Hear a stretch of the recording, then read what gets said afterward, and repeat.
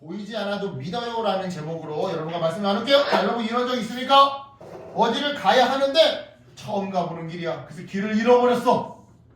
길이 보이지 않아. 어디로 가야 할지 방향이 보이지 않아.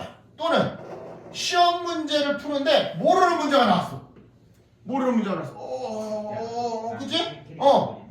그래서 막 찍어야 해. 어떤 게 정답인지 모르겠어. 찍어야 되는 상황이야. 또는 내가 실수로 친구 물건을 망가뜨렸어. 그래서 그 친구들한테 사실대로 말하고 용서를 구해야 하는 상황이야. 여러분, 이런 상황이 우리 앞에 놓였을 때 그때 우리의 마음은 어떨까요?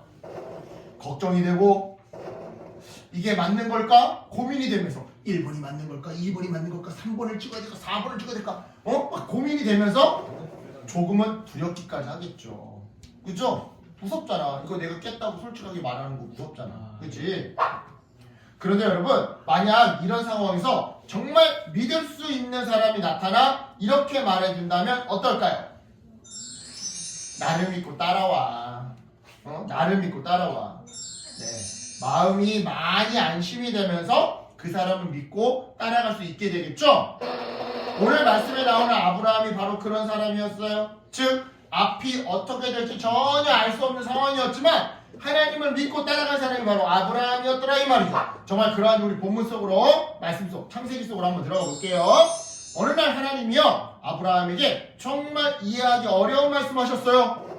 네 아들 이삭을 번제로 바쳐라. 자, 여러분, 이삭은 아브라함에게 어떤 아들이었죠? 나이 100살에, 그러니까 자연적인 방법으로는 아이를 가질 수 없는 나이에 하나님이 약속으로 주신 기적의 선물 아들이었어요. 그래서 아브라함이 너무나도 사랑하고 아끼는 아들이었죠. 그런데 이처럼 소중한 아들을 제물로 바쳐라? 여러분이라면 어떻게 하겠어요? 저라면요 하나님한테 이렇게 반응했을 것 같아요. 왜요 하나님? 이건 아닌 것 같아요. 아니 75살 먹은 노인네한테 아들 준다고 꼬실라이제이션 해가지고 이 땅으로 가나안 땅으로 이민 오라고 해서 막상 이민 왔더니 25년 동안이나 더 기다리게 해. 그렇게 해놓고서는 겨우겨우 100살이 되던 해에 주신 이 귀한 아들을 이제 와서 제물로 바치라고요? 이게 무슨 졌다가 뺏는 장난질 하시는 겁니까? 목사님이라면 이렇게 화냈을 것 같아요. 하지만 아브라함은 달랐어요. 아브라함은 하나님께 따지기는커녕 조용히 순종했죠. 즉 이삭을 제물로 바치기 위해 다음날 아침 이삭과 함께 모리아 산으로 올라갔던 건데요. 이 과정에서 아브라함의 마음은 정말 고통스럽고 복잡해서요. 생각해보세요. 오랜 시간 기다려서 어렵게 얻은 아들이에요. 차라리 내가 대신 죽었으면 죽었지. 결코 제물로 드릴 수 없는, 그것도 내 손으로 직접 잡아 죽여야 돼. 여러분, 이거는 정말 하늘이 두 쪽 나도 할 수 없는 그런 일이었다 이 말이죠. 하지만 아브라함은요 자기의 괴로움보다 이해가 안 되는 자기의 이 의심과 염려보다 하나님을 더 믿기로 결심했는데요. 이렇게 해서 아들 이삭과 함께 모리아 산으로 올라가는 도중 아들 이삭이 아버지 아브라함에게 이렇게 질문했어요. 아버지, 재물은 어디 있어요? 자, 왜 이렇게 물어봤느냐? 아들 이삭이 생각해봐도 아버지가 분명 자기한테 야, 우리 제사 지내러 모리아산에 올라갈 거야 라고 했는데 재물이 보이지 않는 거야. 아니, 짐승이 있어야 될 거 아니야. 그지? 그러자 아브라함이 이렇게 대답했어요. 일단 산에 올라가면 재물은 하나님이 준비해 주실 거란다. 여러분, 이 말이요 아브라함이 정말 앞날을 내다보고 한 말이었을까요? 무슨 궁예처럼 이렇게 막 이거 두 개 이렇게 끼고서는 무슨 엄마니 밤매요 앞날이 보인다 막 이러면서 한 말이었을까? 아니야. 아니에요. 그저 하나님을 믿고 한 말이었어. 하나님은 이삭을 통해서 내 후손들이 많이 태어나게 될 거라고 분명 내게 약속하셨다. 그러니까 이삭을 바치라고 하신 그 말씀에 분명 다른 뜻이 있는 게 틀림없어. 막상 올라가 보면 다른 재물을 준비해 놓고 계실지도 몰라. 아니면 일단 이삭을 죽여서 제물로 받으신 다음에 다시 이삭은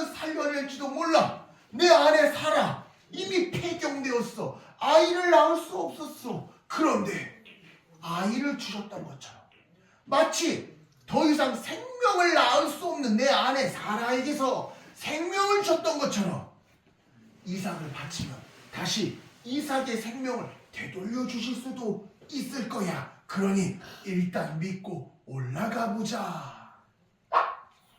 이러한 생각을 하며 마침내 산 꼭대기에 올라간 아브라함은요, 돌로 제단을 쌓고 장작을, 바비큐해야 되고 불로 태워야 되니까 장작을 쌓고 그 위에 이삭을 올려놓았어요.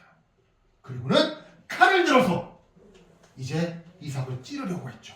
바로 그때 하나님이 황급히 아브라함을 불렀어요. 아브라함아, 그만해라. 네가 하나님을 경외하는 줄을 내가 이제 알았다. 그 순간 아브라함이 눈을 들어 보았어요. 그랬더니 이게 웬걸? 어머, 깜짝이야! 이게 웬걸? 순양 한 마리가 나무에 걸려 있는 것 아니겠어요? 맞아요. 하나님은 이미 이삭이 아닌 다른 제물을 준비해 놓고 계셨던 건데요. 이 광경을 본 아브라함은요, 그곳 이름을 이렇게 부르기 시작했어요. 여호와 이레. 이래? 하나님이 준비하신다. 이레가 준비란 뜻이야. 여호와 이레. 준비하시는 하나님. 하나님이 준비하신다. 하나님이 준비하신다. 자, 여러분, 이 대목이 정말 중요한데요. 보세요. 하나님은요, 제물을 마지막에 아브라함이 이삭을 띄우려고 할 때 급하게 준비하신 것이 아니었어요. 미리 이미 준비하고 계셨죠. 봐봐요. 여러분, 양은요, 네. 내가 전에도 얘기했지. 양은 멀리 있는 걸 못 봐. 가까이 있는 것밖에 못 봐. 근데 풀 먹으면서 그래서 풀을 먹을 때는 풀만 쳐다보고 가. 자, 그런데 모리아 산이 어딜까? 얘들아, 모리아 산이 지금이 어딜까? 예루살렘이야. 에? 예루살렘이야. 예루살렘. 이스라엘 그거요. 예루살렘. 예루살렘이야. 그런데 여러분, 예루살렘에 가보면 알겠지만 예루살렘은요, 평지가 아니야. 예루살렘은 산이야. 이렇게 바위산이야. 바위산이야. 그러니까 풀이 나 안 나? 안 나. 그럼 생각을 해봐. 양은 뭘 먹는다고? 풀을 먹는다고. 그러니까 땅만 쳐다보고 풀만 먹으면서 와. 근데 예루살렘은 산이야. 모리아산은 산이야. 풀이 있다 없다? 없다. 바위산이다. 여기 예루살렘 요 모리아산에 얘가 올라가겠어? 안 올라가겠어? 안 올라갈 일이 없어. 그러니까 물에서 이탈해. 내가 전에 얘기했지. 양은 물에서 이탈하면 그걸 깨달으면 어떻게 한다고? 그래서 멘붕에 빠진다고. 완전 멘탈붕괴. 멘붕에 빠져가지고 그냥 그 자리에서 이러고 있다고. 근데 한 마리 혼자서 풀도 없는데 멘붕도 안 빠지고 저기 산까지 올라갔다고? 이건 불가능해. 이건 불가능해. 진짜 얘들아, 이거 절대 불가능한 거야. 이거는 정말로 이렇게 상상해 볼 수 있어. 하나님이 양 앞에 나타난 거야. 그 양을 끌고 이렇게 올라가신 거야. 이거밖에는 설명이 안 돼. 상상의 나래는. 그러니까 무슨 말이야?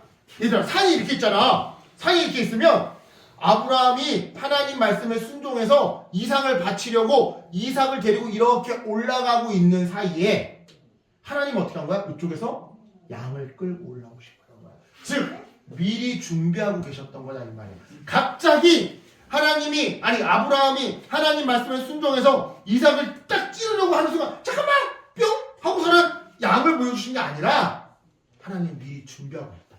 미리 준비하고 계셨다.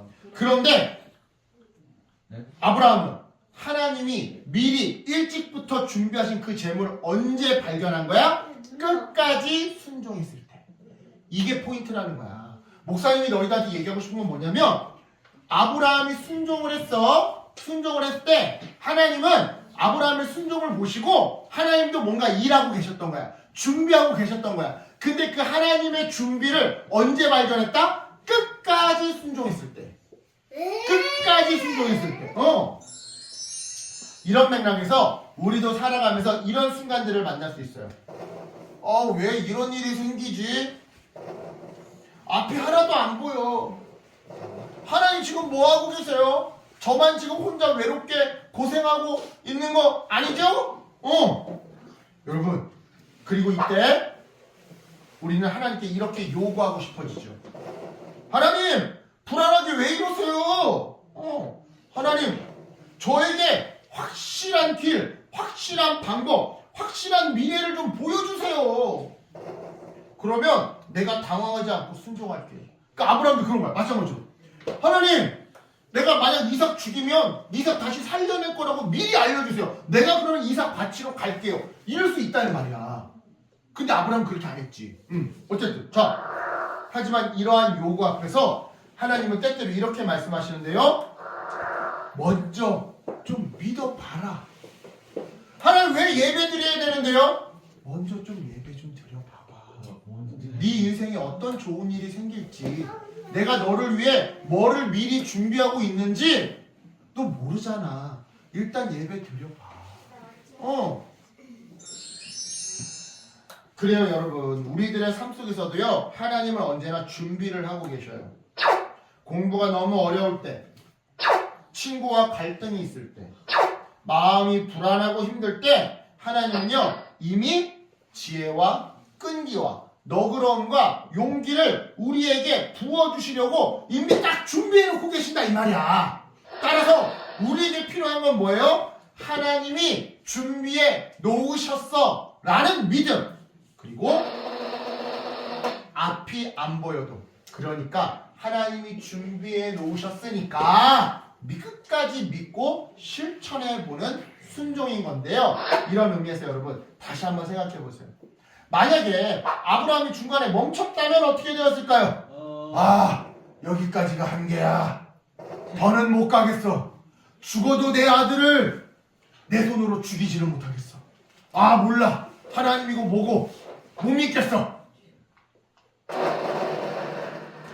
아마 이렇게 멈췄다면, 중간에 멈췄다면 하나님이 준비하신 저 양을 결코 발견하지 못했을 거예요. 하나님이 준비해 놓으신 선물을 받아보지도 못하고 누려보지도 못했겠죠. 이처럼 여러분, 하나님의 준비는요 끝까지 가는 사람에게 보이는 선물이에요. 끝까지 가보는 사람에게.